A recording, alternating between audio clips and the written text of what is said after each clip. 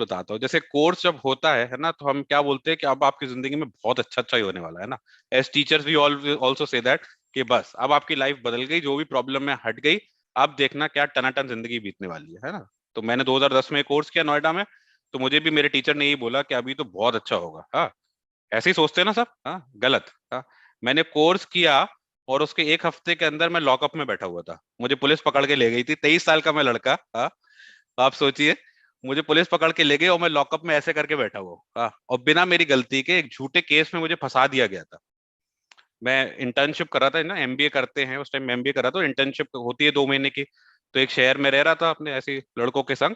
वहां पे किसी का लैपटॉप चोरी हो गया था। हाँ, तो उसका इल्जाम मेरे ऊपर डाल दिया। हाँ, और पहले मैं सोच रहा हूँ, बताओ, मैं सुदर्शन क्रिया कर रहा हूँ 1 हफ्ते से, मेरे को कोर्स करके बोला गया अब तो आपकी जिंदगी बदल जाएगी, और यहाँ मुझे उल्टा फंसा दिया गया।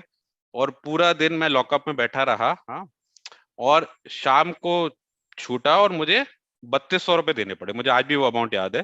For no fault of mind, nothing, मेरा कोई गलती नहीं थी, कहीं भी मैं इन्वॉल्व नहीं था।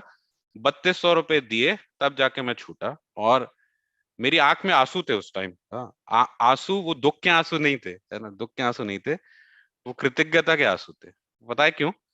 क्योंकि उससे एग्जैक्टली 2 साल पहले मैंने वाकई में ऐसा काम किया था। हाँ, मैं इंजीनियरिंग कर रहा था।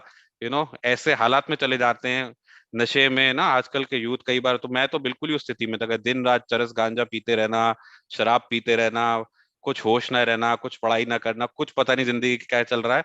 और ऐसी स्थिति हो गई थी कि वाकई कुछ लोगों के साथ मिलके किसी का लैपटॉप चोरी किया था। और गैस करेंगे कि मुझे उस वो करके मुझे कितना पैसा मिला था, क्या अमाउंट मिला था मुझे? कितना मिला था भैया भाई? Exactly, exactly 3200, which I had to pay this time to get out of this. तो उसी वक्त मुझे समझ में आ गया था कि ये जो मैं कर रहा हूँ, ये सब कोई ये ऐसा ब्रीदिंग एक्सरसाइज या स्ट्रेस रिलीज या ऐसा कुछ नहीं है। This a big hand at play. तभी मुझे समझ में आ गया था कि ये कोई छोटी मोटी चीज नहीं है ना। ये गुरुदेव हैं तो कर्मा क्लियर करने के लिए। मैंने सुना है कई बार सीनियर टीचर से कि कर्मा जितना लेट आता है वो मल्टीप्लाई होके आता है, चाहे नेगेटिव हो चाहे पॉजिटिव हो। तो इस बात पे ये बहुत जल्दी होता है कि आपके जो भी नेगेटिव कर्मा होते हैं ना, वो ऐसे ही फटफट फटफट क्लियर करने शुरू हो जाते हैं। तो उसी दिन से मेरा बन गया था कि बस, है ना, I have landed at the right place with that in.